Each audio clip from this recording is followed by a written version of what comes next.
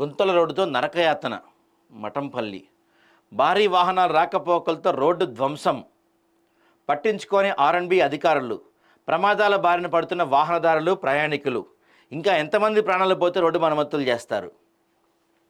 అసలు ఆ రోడ్డు చూడండి ఎట్టుందో. సూర్యాపేట జిల్లా హుజూర్ నగర్ నియోజకవర్గంలో మఠంపల్లి నుండి మట్టపల్లి వరకు ఉన్న ప్రధాన రహదారిపై గుంతలు ఏర్పడి వాహనదారులు ప్రమాదానికి గురై ప్రాణాలు పోతున్నా వీళ్ళు పట్టించుకోవట్లేదంట. అధికారులు మాత్రం 6 నెలలకు ఒకసారి, సంవత్సరానికి ఒకసారి నామమాత్రంగా మట్టి కంకర పోసి చేతులు దులుపుకుంటున్నారు. అది మళ్ళీ వారం కాకముందే పోతుంది. మంత్రి ఉత్తమ్ కుమార్ నియోజకవర్గం రోడ్డు పరిస్థితి ఇలా ఉంటే ఇక రాష్ట్రమంతా ఎలాంటి రోడ్లు ఉంటాయో అర్థం చేసుకోవచ్చు. మఠంపల్లి నుండి పెద్దవీడు, మట్టపల్లి వరకు ఉన్న రోడ్డు గుంతలు మరీ అధ్వానంగా తయారయ్యాయి.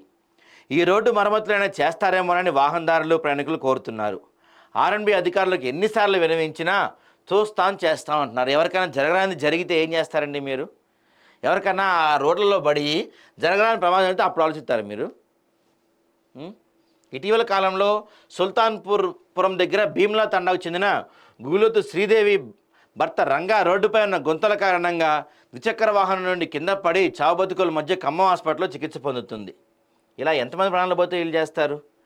దీనిపై ఏమంటారంటే వీళ్ళు ఆర్ఎండ్బి డిఈ ఏమంటాడు, రహదారిపై గొంతులు ఉన్నమాట వాస్తవమేనని, హుజూర్ నగర్ నుండి మట్టపల్లి వరకు రోడ్డు నిర్మాణ పనులు ఎప్పుడో 80 కోట్లు మంజూరయ్యాయని, ముందుగా ఇబ్బందికరంగా ఉన్న చోట్ల గుంతలు పూడుస్తామని, నెల రోజుల వ్యవధిలో పనులు మొదలు పెడతామని చెప్పారంట.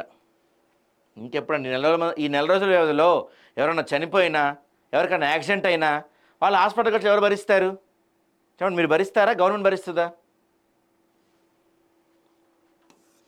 అదే ఏదన్నా కట్టేది ఉంటే ఒక రోజు ఒక గంట ఫైన్ కట్టేది లేట్ అయితే మాత్రం ఫైన్ వేస్తారు. మీరు మాత్రం నెల తర్వాత మెల్లగా చూస్తామని చెప్తున్నారు.